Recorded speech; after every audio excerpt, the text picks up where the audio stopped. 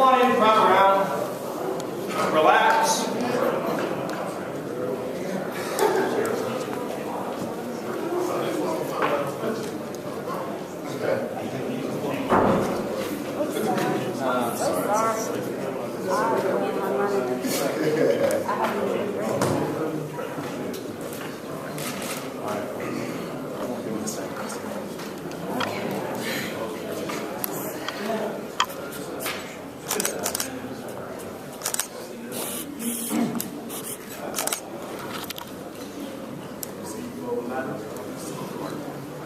Okay, we all in?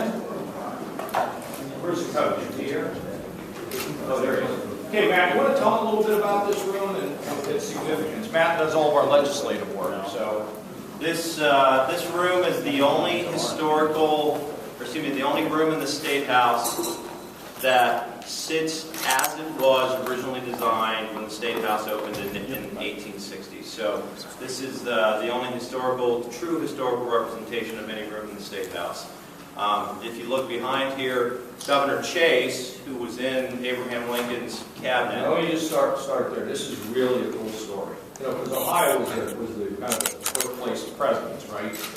So Chase is running for president against Lincoln.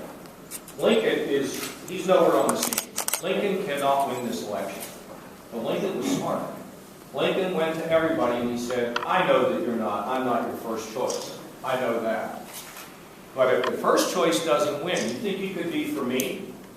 It's pretty smart. So the convention deadlocked. And Solomon Chase went to the convention. Gordon, I don't know whether you know this or not, but because Chase was unable to have a unified Ohio, he couldn't get the votes. If Ohio had been unified behind Solomon Chase would beat Lincoln. So Lincoln wins, and he creates this thing called the Team of Rivals. There's a movie out now about Lincoln. There's a lady who wrote a book called Team of Rivals. I want to tell you something. You got to read the book. It is incredible. It's big and thick and fat, but it's a really cool book. And what Lincoln did is he took people from Michigan, he took people from Wisconsin, he took people from Purdue, and he put them on his team. And it was unbelievable. Solomon Chase became the Secretary of the Treasury. Yeah. He is the reason why our money is green. He picked the color. But Solomon Chase also, and he was fighting with Lincoln the whole time he was in the cabinet. It was really difficult.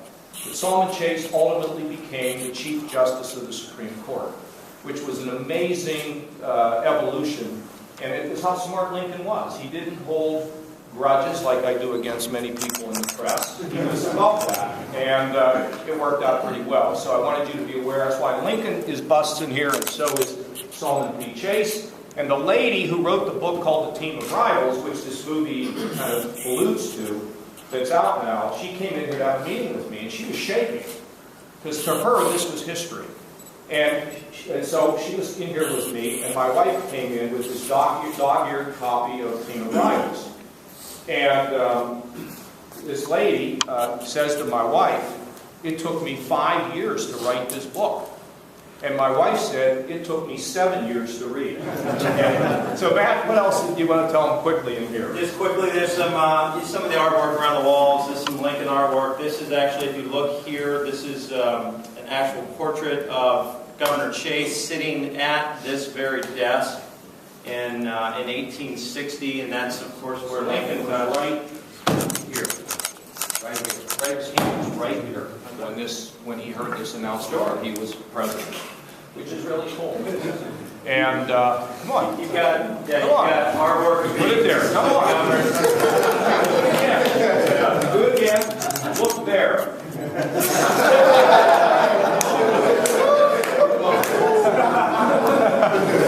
But that's something, isn't it? I mean, because we all love Lincoln and what he represents is so fantastic. The only other really cool story about this office, lots of governors have used this office, but we all think of Chase in this office, but actually Governor McKinley used this office. Now this is a great story. This is a great story. Governor McKinley. This is really a great story. President McKinley, when he was governor of Ohio, actually used this office as a working office. And the old governor's mansion used to sit right here where the Huntington building was. Well, every day he'd come to work, he would leave his home, his wife would say goodbye to him, would pin a red carnation in his lapel, he would walk to work.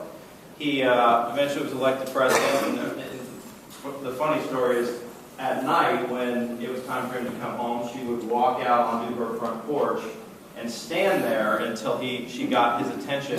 He would see her, and he would stand up and say, "Boys, I gotta leave. Sorry." So the only day, as legend has it, the only day when Governor McKinley was not wearing his red carnation after it was pinned on him by his wife was at the fairgrounds in New York, in Syracuse, New York.